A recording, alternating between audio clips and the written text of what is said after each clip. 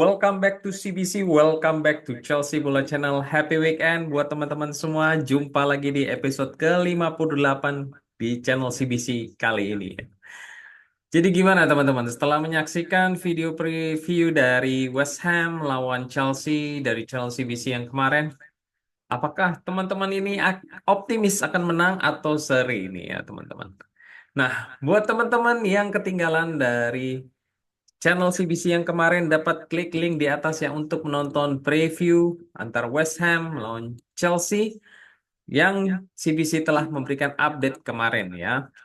Oke, seperti biasa sebelum kita lanjut menonton CBC, mohon bantuannya kepada teman-teman semua untuk klik tombol like karena tombol like dari teman-teman secara tidak langsung itu dapat membantu dari channel CBC ini untuk menjangkau para fans Chelsea di luar sana ya, supaya mereka itu mendapat akses informasi yang legit dari video-video CBC ini ya.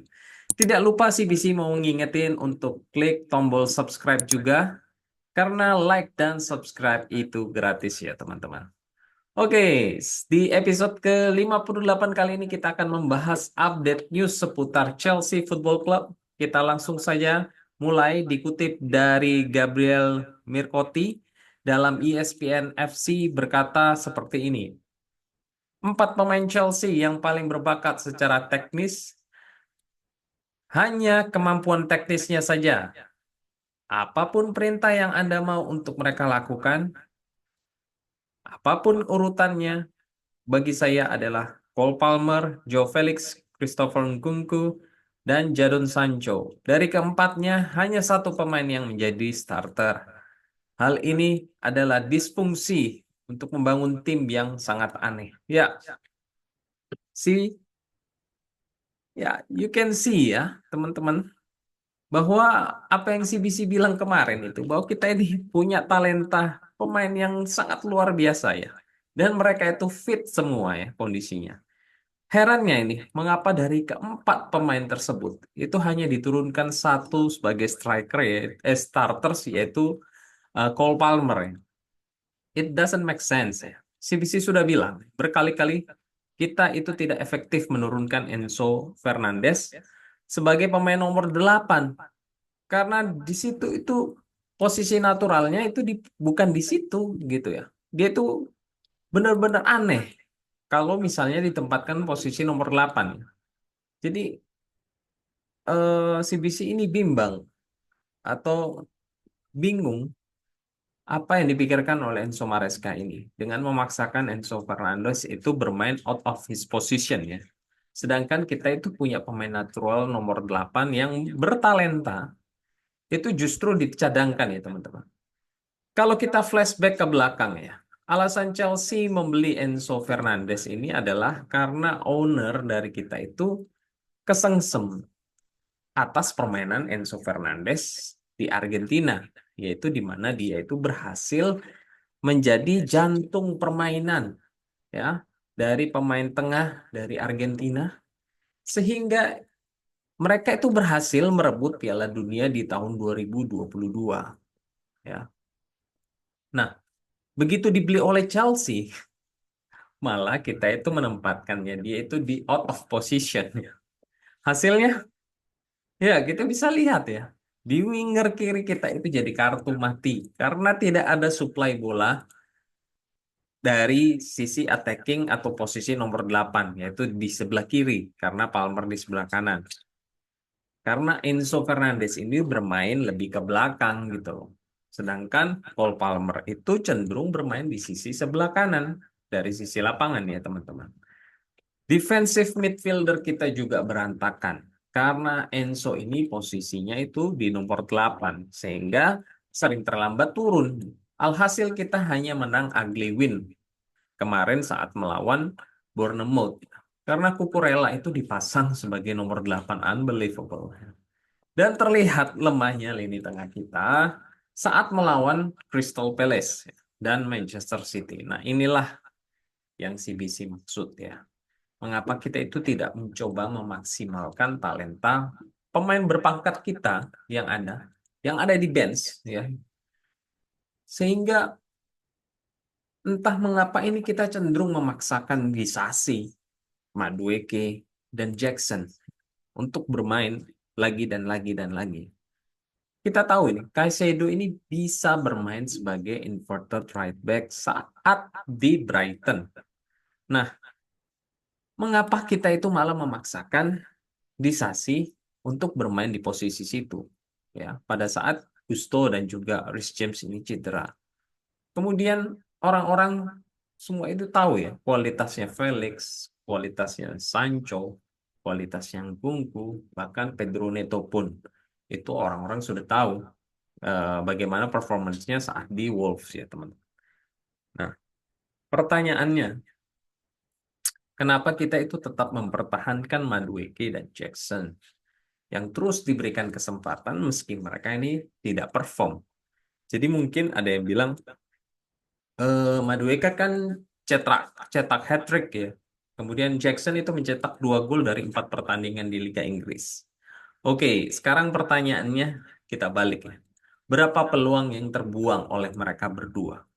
Entah itu syuting melebar, entah itu syuting kena blok, one on one dengan kiper itu selalu gagal, uh, dan selalu terbentur dengan kiper ya, dari baik Jackson maupun Madueke.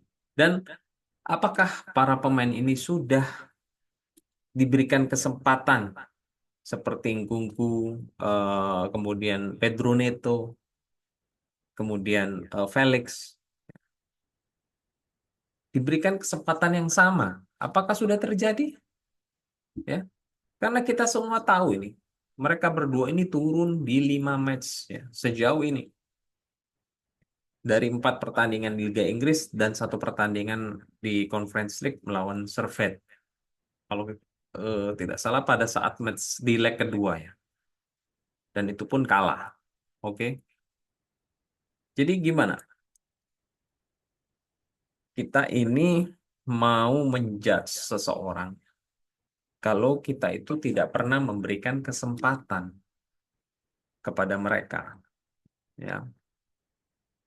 Jadi teman-teman silakan tulis kesimpulannya di kolom komentar bagaimana supaya setidaknya kita ini semua tercerahkan atas apa yang diambil keputusan oleh Enzo Maresca ini. Dan kalau kita bisa lihat kinerja dari Jackson, ya bukannya CBC tidak mau memberikan kesempatan ya, tapi dia itu sudah turun di 5 pertandingan dan 2 pertandingan pada saat bertugas di timnas Senegal.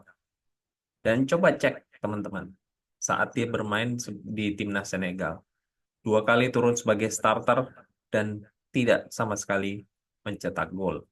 Jadi, oke.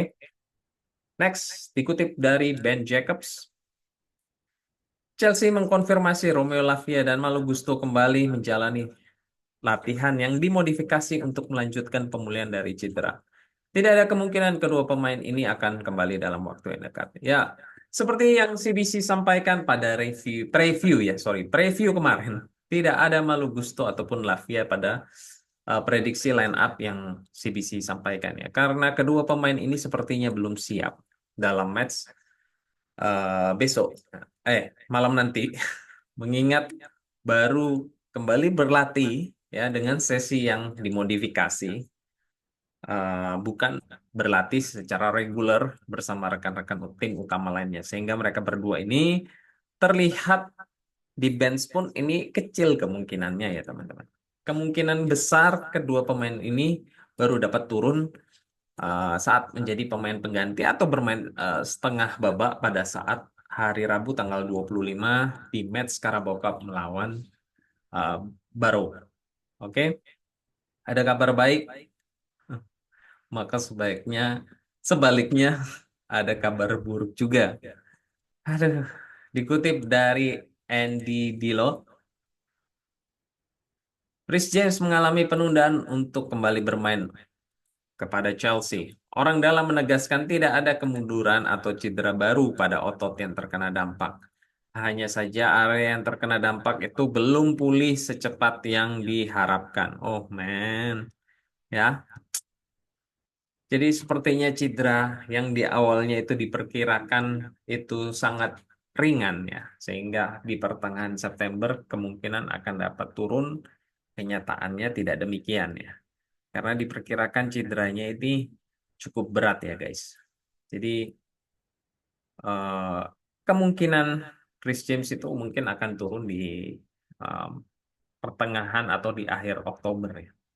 We'll see. Oke, next kita akan membahas potensi Kapten Chelsea yang berikutnya, yang baru, yang saat ini diemban oleh Reece James dan juga Enzo Fernandez. Kalau tidak salah, CBC melihat beberapa kali setelah Enzo Fernandez itu digantikan ya dengan pemain yang lain, itu diberikan kepada Caicedo armbandnya ya. Oke, dikutip dari Bobby Vincent, Levi Colwill, bagian dari leadership group di mana hal ini menunjukkan tanda-tanda bahwa dia akan menjadi kapten di masa depan. Dia sejauh ini tampil luar biasa dan telah masuk ke dalam sistem Enzo Maresca dengan begitu mulus. Ya, ya, sepertinya Levi Colwill ini akan dipersiapkan untuk menggantikan Reece James yang beberapa kali terlihat cedera. CBC sebenarnya punya feeling terkait karir dari Reece James di Chelsea ya. Sepertinya Solskjaer dia tidak akan bisa berbuat banyak lagi ya di karirnya. Apabila ya, ini apabila ya. Jadi bila dia ini sembuh dari cedera saat ini dan dia itu kembali bermain, kemudian kembali cedera lagi. I think Reece James is over in Chelsea, at Chelsea guys ya. Jadi CBC ini berpandangan setelah jatuh cedera lagi nantinya ya, maka besar kemungkinannya dia ini akan dijual oleh Chelsea. Mengingat gaji dia itu di Chelsea adalah yang tertinggi atau kemungkinan terburuknya dia itu pensiun karena cederanya. Ya, kalau nggak salah umurnya baru 24 atau saya lupa. Ya, semoga saja tidak terjadi ya. Sangat disayangkan bila dia itu harus pensiun di usia yang masih terhitung atau tergolong masih dini atau masih muda ya.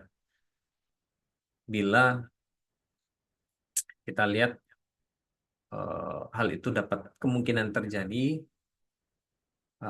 kalau kita flashback 1,5 musim ya, dia itu menepi. Jadi ini yang jadi concern atau yang jadi hal yang dikhawatirkan oleh CBC nantinya, teman-teman. Oke, next kita bahas kelanjutan kontroversi dari wasit yang kemarin baru saja memecahkan rekor kartu kuning terbanyak dalam sejarah Liga Inggris dalam satu match, yaitu sebanyak 17 kali, 17 kartu, I don't know. Di mana dikutip dari Kieran Gill, Anthony Taylor akan menjadi wasit keempat ya, untuk 2 kali ke depan dalam minggu ini daripada dia menjadi pemimpin sebagai wasit di dalam suatu pertandingan. Cerita ini terungkap dari Mail Sport, di mana Premier League sedang melakukan investigasi sosial media yang membidik Taylor sejak hari Sabtu lalu usai pertandingan antara Chelsea melawan Bournemouth, termasuk pengancaman atas dia beserta keluarganya. PJMOL menawarkan support mereka sesuai standar kepada Chelsea, kepada Taylor. Makanya toh lele. Jadi wasit itu jangan sok-sokan ya. Ada yang komentar di kolom komentar CBC kemarin, di mana salah satu sobat CBC ini mengatakan kirimkan saja Anthony Taylor ini ke Indonesia menjadi wasit dari PON, biar dibogem rame-rame. Anthony, ada-ada saja kaumnya. Oke, next dikutip dari Dre of CFC, Sachin Gupta, Executive Vice President dari Operational Basketball di Minnesota Timberwolves. Dia akan meninggalkan franchise NBA untuk mengambil peran penting di Chelsea. Sachin Gupta itu berumur 42 tahun telah memegang posisi di Timberwolves sejak 2021. Ya, kita semua tahu ya bahwa sekitar 1, 2 atau 3 minggu lalu itu Chelsea telah menghentikan CEO mereka itu Chris Jurasek, ya, di mana saat isu civil war ini bergema di mana-mana. Sepertinya Chris Jurasek ini orangnya dari Todd Boehly ya, sehingga Jason Gannon yang sebelumnya itu menjabat sebagai Chief Operating Officer itu orangnya dari Clear Lake ini uh, menggantikan dari uh, posisinya Chris Jurasek yaitu sebagai CEO ya. Sehingga besar kemungkinan ya Sachin Gupta ini akan mengisi posisi yang kosong yang ditinggalkan oleh Jason Gannon ya, yaitu sebelumnya sebagai Chief Operating Officer. Oke, apakah apabila ditanya kepada CBC, I don't know. Tapi kita berharap yang terbaik karena kita sudah sekitar 2 tahun under Todd Boehly Management ya, dan beberapa insider dari Chelsea itu mengatakan Chris Jurasek ini adalah CEO terburuk yang pernah ditemuinya sejak tahun 2002 ya, di mana orang ini insider ini selalu terlibat berkomunikasi dengan para CEO dari Chelsea sebelumnya ya. Hal ini sudah sebenarnya CBC eh, informasikan pada episode-episode yang lalu ya di video channel CBC. Oke, untuk menutup channel video kali ini CBC mau mengingatkan sekali lagi buat sobat CBC semua bahwa jangan lupa untuk menyetel alarm nanti di malam minggu pukul 18.30 waktu Indonesia bagian Barat, di mana akan ada pertandingan West Ham melawan Chelsea. Oke, that's all di episode ke-58 kali ini. Thank you so much for watching. Don't forget to support channel CBC ini dengan klik tombol subscribe, like, dan share. Happy weekend, take care, and keep the blue flag flying high. Come on, you blues.